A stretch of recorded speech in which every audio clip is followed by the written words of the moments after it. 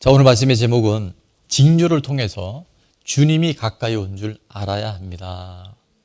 징조를 통해서 곧 주님이 이 땅에 오실 것을 알아야 합니다라는 제목으로 말씀을 전하려고 그래요.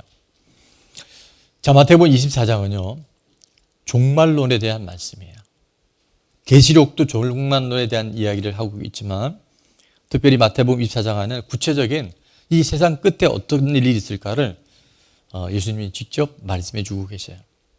자, 오늘 30절과 33절에 보면 그때 인자의 징조가 하늘에서 보이겠고 그때 땅의 모든 족속들이 통곡하며 그들이 인자가 구름을 타고 능력과 큰 영광으로 오는 것을 보리라 말씀하시고 33절은 다 같이 읽습니다. 이와 같이 너희도 이 모든 일을 보거든 인자가 곧 문 앞에 이른 줄 알라. 자, 이 모든 징조를 보거든 인자가 바로 주님이 곧 문 앞에 임박해 있음을 깨닫고 알라라고 말씀하세요.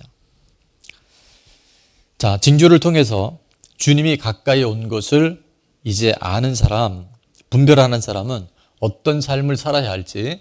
자, 첫 번째입니다. 다 같이요. 해와 달과 별이 떨어지는 사건을 통해서 회개하며 돌이켜야 합니다.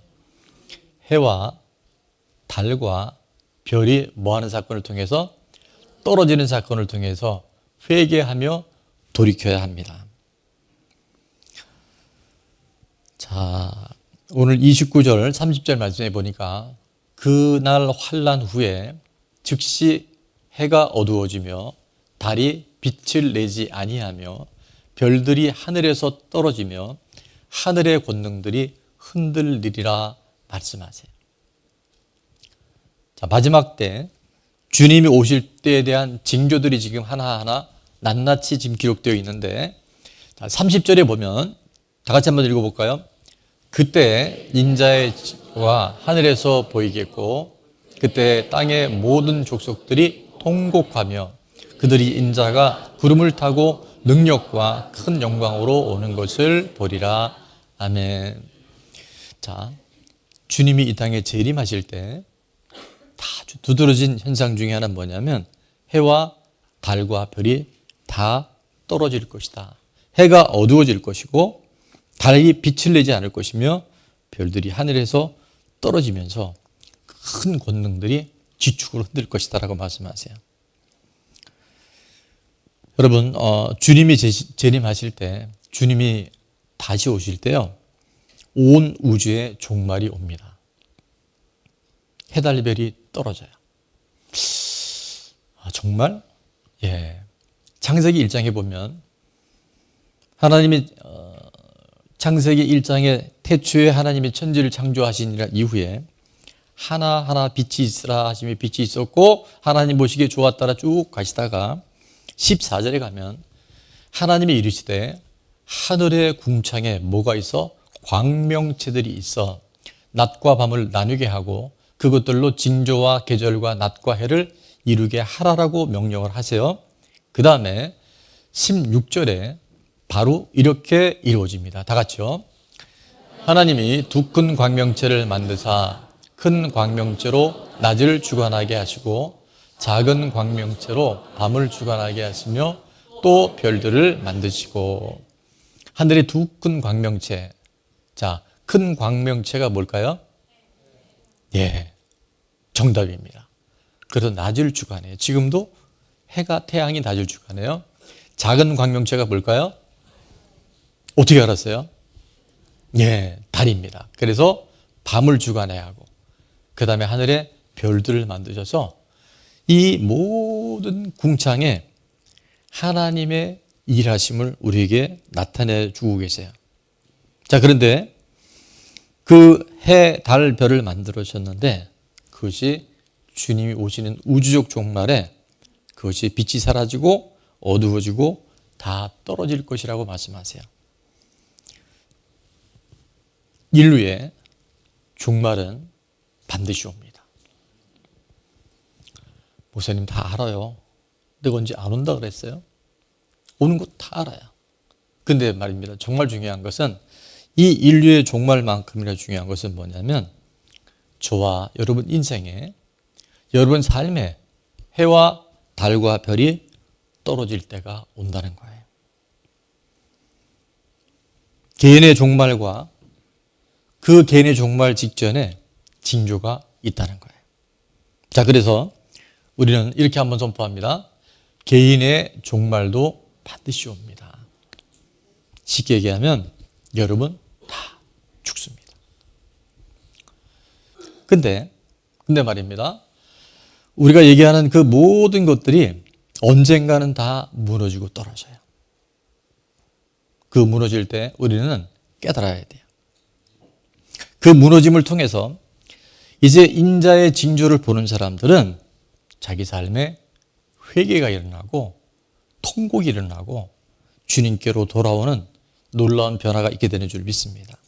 자, 그래서 30절에 보니까 그때 인자의 징조가 하늘에서 보이겠고 그때 땅의 모든 족속들이 구원받은 하나님의 사람들이 통곡하게 될 것이며, 아, 내 인생을 내가 이렇게 살면 안 됐는데 회개하고 돌이키는 역사는 일어나게 될지어다. 그들이 인자가 구름을 타고 능력과 큰 영광으로 오는 것을 보게 되리라 말씀하고 계세요. 지금도 여러분 인생에 저 하늘에 떠있는 해달별이 아니라 내 인생에 해달별처럼 의지하고 있었던 것이 이것이 왜 이렇게 흔들리지? 이것이 왜 이렇게 내 인생에 떨어졌지? 라고 하는 분들이 있다고 한다면 이제 주님께로 돌아오고 주님 앞에 회개해서 능력과 영광으로 오신 주님을 만날 수 있기를 축원합니다. 많은 사람들이 해달별이 떨어질 때 주님께로 돌아옵니다. 그런데 해달별이 떨어지지 않고도 주님 안에 온다면 더 좋겠죠. 근데 그런 인생들이 생각보다 그렇게 많지를 않아요.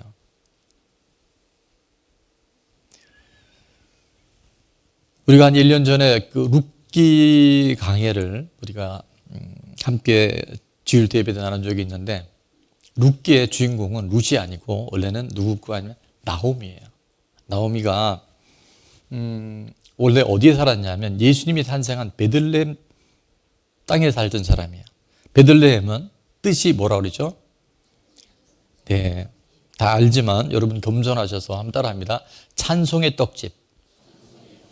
베들레헴은 뭐냐면 하나님께 드리는 찬송이 살아있고 떡은 영적 양식, 예배가 또 하나님께 드리는 기도가 살아있는 곳이 바로 그 베들레헴 땅이었어요. 근데 그 땅에 뭐가 오냐면 흉년이 왔어요. 베들레헴에도 흉년이 올 수 있어요.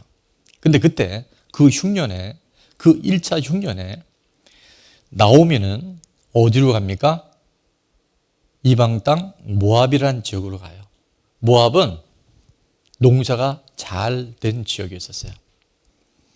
그래서 모압으로 가면 살 줄 알고 1차 흉년을 피해서 모압으로 갔더니 2차 흉년을 만납니다.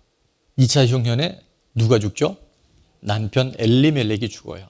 엘리멜렉이란 이름은 여호와는 나의 왕이시다, 그런 의미예요. 하나님이 나의 왕이셔야 되는데 살기 좋은 곳이 왕이 돼서 갔더니 엘리멜렉이 2차 흉년에 죽습니다. 자, 그럼에도 나오미는 있어야 할 베들레헴으로 돌아오지 못해요. 그 세 번째 흉년이 뭐였었어요? 아들 말론과 기른이 또 죽어요. 자, 그때 나오미는 정신을 차립니다. 해, 달, 별이 떨어지는 이 사건을 통해서 나는 지금 여기서 뭐 하고 있는가? 그때 베들레헴에 놀라운 하나님의 회복의 소식이 들려지기 시작해요. 나오미가 베들레헴을 떠날 때는 파종기였다 그래요. 씨앗을 심는 그때 이 땅에 또 흉년이 올지 모른다 해서 모압으로 갔는데, 모압에서 나오미가 돌아올 때는 곡식을 거두는 추수기였다 그래요. 그리고 그는 그 땅에 다시 되돌아와서 원래 있어야 할 베들레헴에 들어와서 며느리 룻을 통해서 놀라운 하나님의 구원의 역사를 그는 경험하게 돼요. 룻이 누구를 만나죠? 보아스를 만나요. 거기서 보았어. 하나님의 사람을. 그래서 가정을 이루고, 유머인데 별로 유머 같지 않네요. 누구를 아들을 낳으면 오벳을 낳아요. 오벳은 다윗의 할아버지예요. 다윗은 아브라함과 다윗과 예수 그리스도의 계보를 이루는 구속사의 주인공으로 나오미와 룻이 뭐 할 때 있어야 할 자리를 돌이킬 때, 해달별이 떨어질 때 돌이키고 회개하잖아요. 그럼 놀라운 구원의 역사가 일어나게 되는 줄 믿습니다. 자, 예배의 자리 다 같이요. 예배의 자리, 찬송의 자리.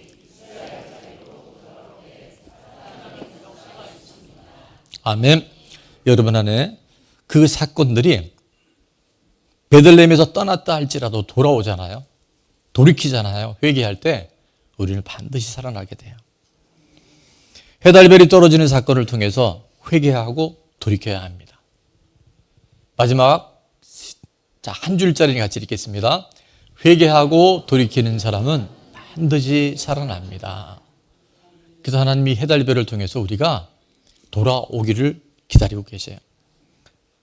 그런데도요, 또 어떤 분들은 해달별이 떨어지는데도 여전히 돌이키지 못하고 하나님의 능력, 구원의 은혜를 경험하지 못하는 사람들도 생각보다 많아요. 그 대표적인 인물이 바로 애굽의 바로 왕이에요. 바로 왕에게 몇 가지 재앙이 있는지 아시죠? 10가지 재앙이 일어납니다. 피계, 이파, 악독, 우매, 흑장, 피재앙, 개구리 재앙. 마지막에 뭐였어요? 장자의 죽음. 자기 생명보다 중요한 그 장손이 죽어나가는데도 뭐예요? 완악함을 내려주지 못해요. 그리고 어떡합니까? 마지막 그 홍해에 다 물에 수장돼 버리고 말아요. 저는 우리 중 누구도 해달별 사건이 떨어지는 그 앞에서 내 생각과 내 고집을 더 이상 우기지 말고 돌이켜 구원에 이르는 은혜가 있기를 주의 이름으로 축원합니다. 해달별은 나를 구원하시려는 하나님의 계획인 줄로 믿습니다. 자, 적용 질문입니다. 첫 번째, 나의 해와 달과 별이 떨어진 사건은 무엇인가요? 아직 없는 분들은 주님 오실 때까지 없었으면 좋겠는데, 여러분, 하나님께서 우리를 잘못된 길로 나갈 때는 반드시 우리를 부르셔야 할 줄로 믿습니다. 자, 두 번째요. 다 같이 읽습니다. 해달별이 떨어지는 징조를 보고 돌이켜 회개하여 적용해야 할 것은 무엇인가요? 자, 내가 돌이켜야 돼요. 그 길에서 빨리 터닝해야 돼요. 한 가지만 더 본다면 징조를 통해서 주님이 가까이 온 줄 아는 사람은 다 같이 읽습니다. 말씀이 잘 들리고 자신의 죄를 오픈함으로 구원의 통로로 쓰임 받아야 합니다. 여러분, 이 징조가 해달별이 떨어진 이 사건들을 통해서 우리는 모든 말씀이 들려야 돼요. 말씀이 잘 들려야 돼요. 그리고 내 안의 죄가 얼마나 크고 얼마나 안타까운지를 오픈함으로써 그 사람을 통해서 구원의 새로운 역사들이 일어나야 할 줄로 믿습니다. 그 31절에 보니까 그가 무슨 소리 하다 큰 나팔 소리와 함께 하나님의 음성이 나팔 소리처럼 들리고 천사들이 실제 움직이는 것을 보게 되어져요. 그들이 그의 택하신 자들을 하늘 이 끝에서 저까지 사방에서 모으리라 말씀합니다. 택한 하나님의 사람들은 해달별이 떨어진 사건을 통해서 하나님의 음성이, 하나님의 말씀이 큰 나팔 소리처럼 들려지게 되는 줄 믿습니다. 하나님이 천사들을 통해서, 사람 천사를 통해서 돕고 사람 천사를 통해서 우리를 안내하고 있다는 것을 경험하게 되는 줄로 믿습니다. 해달별이 떨어진 사건을 통해서 돌이키고 회개한 사람은요, 놀랍게도 말씀이 잘 들려요. 여러분, 고난이 축복이라는 얘기를 여러 번 듣죠. 고난이 왜 축복일까요? 그 고난의 시간들을 통해서 우리가 하나님 가까이 하고, 없었으면 하는 그 시험을 통해서 하나님이 어떤 분인지를 우리가 경험하기 시작할 때요, 비로소 하나님 말씀이 내게 주시는 하나님의 레마가 되는 줄로 믿습니다. 그래서 우리가 잘 아는 구속사라고 하는 것, 구원사라고 하는 건 뭐냐면요, 한번 읽어보도록 할까요? 고난이 주제가 되고 성경이 교과서가 되고 성령이 스승되셔서, 자, 뭘 하냐면 성령의 열매를 맺는 것이 바로 구속사예요. 여러분, 잘 될 때, 여러분 잘 나갈 때 하나님 의지한다는 게 그렇게 쉽지 않아요. 근데 고난을 통해서 내 인생의 고난이 무엇인가, 해달별이 뭔가를 주제로 삼고 뭐를 말씀이 교과서가 되어져서 성령님이 하나하나 그 모든 것들을 가르쳐 주실 때 사랑, 희락, 화평, 오래 참음, 온유, 양선, 충성, 뭐 하나 빠졌는데 절제, 하여튼 이 열매를 맺어서 열매는 어떻게 된다고요? 누군가의 생명을 살리는 거예요. 내가 썩어지고 죽음으로 인해서 성령의 열매를 맺는 것이 바로 구속사인 줄로 믿습니다. 여러분, 지금도 해달별이 떨어졌는데 어떤 사람에게는요, 이것이 구원의 역사가 되는 반면에 어떤 사람에게는 심판이 될 수 있어요. 많은 사람들이 해달별이 떨어졌는데도 끊임없이 바로처럼 고집을, 내 생각을, 욕심을 내려놓지 못해서 결국 그 구원의 기회를 놓치는 사람들이 생각보다 많이 있습니다. 요즘에 우리가 어디를 큐티하고 있나요? 요나서입니다. 자, 요나가 원래 하나님은 니느웨로 가기를 원했는데 고집을 피우고 어디 갔어요? 다시스로 갑니다. 그때 하나님은 자연재해를 통해서 다시스로 가는 배가 되게 평탄한 줄 알았는데 큰 물결 풍랑이 일어서 결국은 제비를 뽑았는데 요나가 뽑혀요. 여러분이 요나였다면 제비 뽑힘의 주인공이 되기를 바랍니다. 목사님 왜 이렇게 또 저런 소리를 하시나? 바다에 던져졌어요. 근데 하나님은 요나를 버린 것이 아니라, 요나를 멸망시키려 한 것이 아니라, 요나가 그 물고기 뱃속에서 어떻게 하나님께 기도했는지 요나서 2장 1절은 이렇게 말씀합니다. 요나가 물고기 뱃속에서 그의 하나님 여호와께 뭐예요? 기도하여 2절에 이르되 내가 받는 고난으로 말미암아 해달별이 떨어지는, 여러분 물고기 뱃속에요. 어떻게 사람이 들어가냐고. 그러니까 어떤 사람이 이거 다 우화라 그러는데 성경은 진리고 성경은 정확한 팩트인 줄로 믿습니다. 내가 받는 고난으로 말미암아 여호와께 불러 아뢰었더니 주께서 내게 뭐 하셨고? 대답하셨고, 내가 수월의 뱃속에서 부르짖었더니 주께서 내 음성을, 내 기도를 들으셨나이다. 내가 말하기를 내가 주의 목전에서 쫓겨났을지라도, 자, 그 다음부터 중요합니다. 이 해달별이 떨어진 이 사건 속에서 다시 성전을 바라보겠나이다. 내가 돌이킬 때, 내가 하나님 중심으로 터닝했었을 때, 자, 요나의 기도는 9절이 압권인데요. 다 같이 한번 읽어보겠습니다. 나는 감사하는 목소리로 주께 제사를 드리며 나의 소원을 주께 갚겠나이다. 구원은 여호와께 속하였나이다 하니라. 아멘. 요나의 마지막 기도의 하이라이트는 뭐하는 목소리로? 지금 죽음의 골짜기에 들어가 있는 그때 마음의 결단을 해요. 그리고 감사로 하나님 앞에 기도하고 예배를 드려요. 나의 생명은, 내 모든 인생은 누구에게? 하나님께 속해 있습니다. 여러분, 이런 해달별 사건 앞에서도 내가 하나님 앞에 돌아와 하나님 앞에 예배하기 시작할 때 하나님 어떻게 일하시는 줄 아세요? 10절 말씀입니다. 다 같이요. 여호와께서 그 물고기에게 말씀하심에 요나를 육지에 토하니라. 아멘. 하나님이 뭐한테 말씀하신다고요? 오늘도 물고기에게 말씀하실 수 있는 분이에요. 물고기도 하나님 말씀을 잘 들을 수 있어요. 근데 왜 우리가 못 들어요? 밤새도록 고기를 잡았는데 한마디 못 잡았던 베드로가 그 새벽녘에 예수님이 베드로의 배에 올라오셔서 뭐라고 말씀하셨어요? 깊은 곳에 가서 그물을 내리라고 말씀하셨어요. 예수님은 목수였고 베드로는 어부였어요. 그러면 누가 물고기를 잘 잡을까요? 베드로가 잘 잡죠. 적어도 40이 훨씬 넘은 나이였을 텐데 뱃사람이었던 베드로가 새벽에는 절대 물고기가 얕은 물가에 오지 깊은 곳에 가지 않는데요. 자, 그런데도 예수님이 깊은 곳에서 그물을 던지라 했을 때 베드로가 깊은 곳에 그물을 던집니다. 자, 요나가 회개하고 감사했었을 때 하나님 물고기에게 말씀하셨잖아요. 그죠? 이제 토해라. 그러니까 얼마나 또 물고기도 부딪혔겠어요. 안에서 뭐가 꿈틀대는 3일 동안 괴롭혔잖아요. 그리고 탁 토했는데 보니까 그 땅이 니누의 땅인 거예요. 베드로의 그 빈배에 베드로가 깊은 곳에 새벽에 그물을 딱 던졌는데 밤새도록 모든 물고기에 예수님 말씀하신 거예요. 너희들 절대 베드로 그물에 걸리지 마라. 다 숨어 있어라. 근데 깊은 곳에 그물을 딱 말씀에 순종해 던졌을 때 어떻게 하는지 아세요? 모든 물고기를 명령한다. 예수님의 이름으로 베드로의 그물에 다 들어가라. 하나, 둘, 셋. 다 들어갔어. 그물이 찢어만큼 다 잡힌 거예요. 하나님은 지금도 말씀하세요. 나귀를 통해서 말씀하시고요. 여러분이 키우는 애완견에게도 말씀하셔요.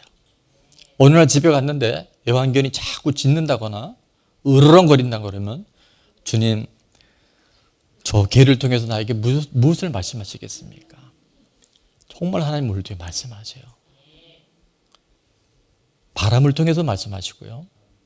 오늘 여러분이 하나님 말씀을 못 듣는 것은 내가 하나님 중심에 하나님이 원하시는 그곳에 그 삶을 살지 못할 때 이 말씀이 잘 안 들려요. 오늘 하나님의 말씀이 납발소리처럼 들려지는 은혜가 있기를 축원합니다. 34절에 보니까 내가 진실로 너에게 말하노니 이 세대가 지나가기 전에 이 일이 다 일어나리라고 말씀하세요. 2000년이나 지났는데 여기서 말한 이 세대는 원어적으로 이런 의미가 있습니다. 이 세대가 지나가기 전에는 모든 일이 이루어지지 않는다. 자, 화살표되어 있는 부분을 다 같이 읽어볼게요. 택한 자는 죽기 전에 구원의 역사가 반드시 일어납니다. 이 세대가 지나가기 전에 반드시 하나님이 이 일을 이루어 주셔요. 천지는 없어질전정 내 말은 없어지지 아니하리라. 오늘 택한 하나님의 사람들로서 해달별이 떨어질 때 주님 앞에 있어야 할 자리로 되돌아오고 내 안에 있는 내가 너무 많은 욕심들을 다 내려놓을 때 하나님의 말씀이 납발소리처럼 들려지고 천군 천사들의 그 구원의 역사가 여러분 삶 가운데 귀가 아니라 실제 삶으로 보게 되는 그런 증인들 될 수 있기를 축원합니다. 적용 질문입니다. 1번, 해와 달과 별이 떨어진 사건을 통해 말씀을 납발소리처럼 잘 듣고 있나요? 납발소리처럼 안 들리면 해달별이 여러분 가운데 떨어질 수 있어요. 요나서는 첫 번째 주제가 좋은 말 할 때 들을래, 맞고 들을래, 이런 의미도 있다고 그랬어요. 자, 두 번째입니다. 듣지 못한다면 이유가 무엇인가요? 아직도 광야인데 내 삶은 고난인데 왜 못 들을까? 내 안에 내가 너무 많은 거예요. 자, 세 번째 다 같이 읽겠습니다. 나의 고난과 광야를 오픈함으로 가족과 공동체를 살리는 도구로 쓰임받고 있나요?